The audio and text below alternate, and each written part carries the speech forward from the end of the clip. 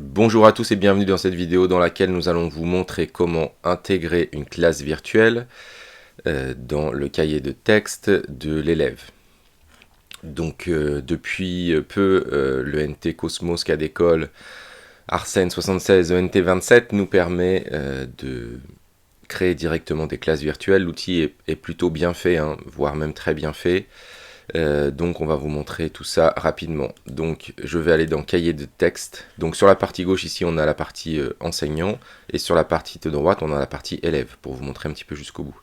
Voilà, donc si par exemple je veux créer une classe virtuelle avec mes 4e 4 ici, je clique dessus, je fais compléter la séance et là je peux ajouter une classe virtuelle ici. Donc regardez, hein, ici concernant les classes virtuelles, tous les participants peuvent rejoindre la classe virtuelle quelques minutes avant l'heure du début, donc 15 minutes pour l'enseignant et 5 minutes seulement pour les élèves ou pour les invités. Et alors on peut aussi faire des classes virtuelles avec les enseignants, hein, mais en gros tous ceux qui sont invités, c'est 5 minutes avant. Voilà, vous avez l'aide en ligne si vous voulez ici, donc c'est pas très compliqué, hein. Si je veux faire une classe virtuelle, je fais ça, ajouter une classe virtuelle. Voilà, et hop, ça y est, c'est fait. On peut éventuellement l'annuler en cliquant ici. Si je fais un petit retour, eh bien vous avez le petit icône qui apparaît là. Pour l'exemple, et là c'est très pratique parce qu'en fait il y a plusieurs manières d'ajouter des classes virtuelles, je vais ajouter une nouvelle séance dans l'emploi du temps parce que des fois on va avoir besoin de faire une classe virtuelle en dehors de notre cours classique, hein. Par exemple quand je suis professeur principal ou autre, hein. Et donc je vais faire une nouvelle séance en haut à droite ici. Je vais rajouter le titre, donc ici par exemple test classe virtuelle. Voilà, ici vous définissez votre matière, ici le groupe, donc moi je vais prendre ce groupe là, et ici vous définissez l'heure. Donc là il est 8h09, donc je vais mettre 8h15, voilà, jusqu'à 9h15 par exemple, 1 heure, au maximum ce sera 120 minutes. On peut rajouter une salle et un complément éventuellement, et je fais valider. Ce qui va du coup me rajouter une séance dans l'emploi du temps, et je vais faire ajouter une classe virtuelle. Et donc du coup ici moi de mon côté, hein, puisque on est déjà 15 minutes avant, je peux rejoindre la classe virtuelle. On va voir du côté de l'élève, donc qui est sur la partie droite, je vais réactualiser la page. Alors normalement ça aurait dû apparaître ici là, mais donc je vais faire consulter les séances, puisque c'est une partie un peu particulière. C'est un groupe que j'ai créé, et donc voilà, j'ai ici, hop, la possibilité de rejoindre la classe virtuelle quand je fais consulter la séance. Sauf que là, pour l'instant, je suis à 6 minutes, hein, donc je ne vois pas encore, je n'ai pas encore la possibilité de rentrer à l'intérieur de la classe virtuelle. Voilà, de mon côté, à gauche, du coup, eh bien, je ferai rejoindre la classe virtuelle. Et j'ai bien sûr les petits tests de micro qui vont se réaliser, donc il faut tout autoriser. Il y a un petit test d'écho pour vérifier si vous avez bien le fonctionnement. Donc là c'était parfait. Alors juste rapidement pour que vous compreniez, on aura ici à gauche les parties des utilisateurs qui apparaîtront ici dessous, ici des notes partagées, donc ça c'est vraiment très bien. Si on veut faire un résumé partagé de la classe, on peut ici demander aux élèves d'écrire le résumé du groupe, hein, ou uniquement le professeur. On peut faire un copier-coller d'un texte qu'on aurait par ailleurs. Ici, on peut avoir des discussions publiques ou privées en fonction de selon comment vous le réglez. On a des paramètres ici dans gérer les utilisateurs. Donc désactiver la sourdine. Ici, sourdine, ça veut dire que tous les utilisateurs sont muets. Si je clique dessus, j'ai mis tout le monde muet, mais je peux mettre en sourdine tous les utilisateurs ou en sourdine tous les utilisateurs sauf le présentateur.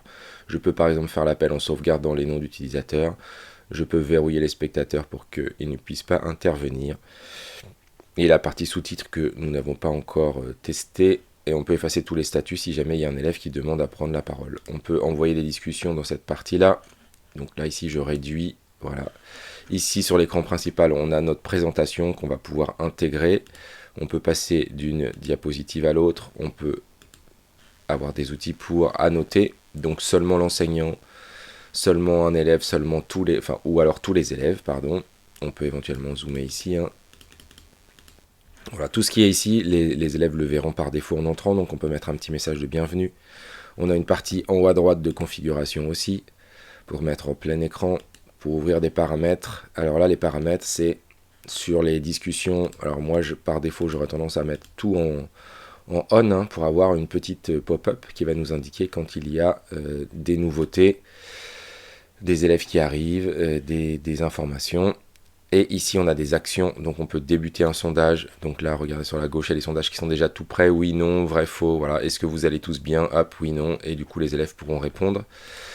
Charger une présentation, donc ici, vous pouvez charger les présentations sous plusieurs formats a priori. Donc, on vous conseille de tester en amont, hein, les différents formats que vous voulez envoyer. Éviter tout ce qui est transition dans les PowerPoint. On peut aussi partager une vidéo externe. On prend un petit lien YouTube, par exemple. On le copie-colle ici et du coup ils auront la vidéo avec un léger décalage, hein. Vraiment j'ai testé, c'est très léger et ça c'est vraiment aussi pratique si on veut partir d'un support vidéo. Ici c'est le résultat des sondages rapides. Ici c'est pour activer le son. Voilà, ici c'est pour couper le son, ici c'est pour activer la vidéo et ici c'est pour partager mon écran. Donc souvent quand on partage l'écran, on nous demande ici d'autoriser, hein, le partage d'écran et vous allez voir ici du coup j'ai ma petite fenêtre qui se réplique à l'infini puisque ça réplique mon écran que je suis en train de faire. Je reclique dessus et j'arrête le partage de mon écran. On va repasser maintenant sur la partie gauche, droite pardon, ici voilà, donc hop, si je vais dans menu accueil, regardez ici par défaut, hein, voilà, c'est apparu pour l'élève. Donc je clique dessus et vous allez voir que sur la partie gauche, et regardez, l'élève est apparu. Donc il aura la même chose, il aura les tests micro avec une autorisation. Là je suis sur un iPad, ça fonctionne très bien sur les appareils mobiles et sur les ordinateurs fixes. J'ai bien l'écho qui fonctionne. Donc ici en bas, je vais couper mon micro de manière à ce que ça ne bug pas. Mais voilà comment ça se passe au niveau de la classe virtuelle. Donc vous avez vu, hein, hop, je vais réduire la petite fenêtre. Ici, je suis là.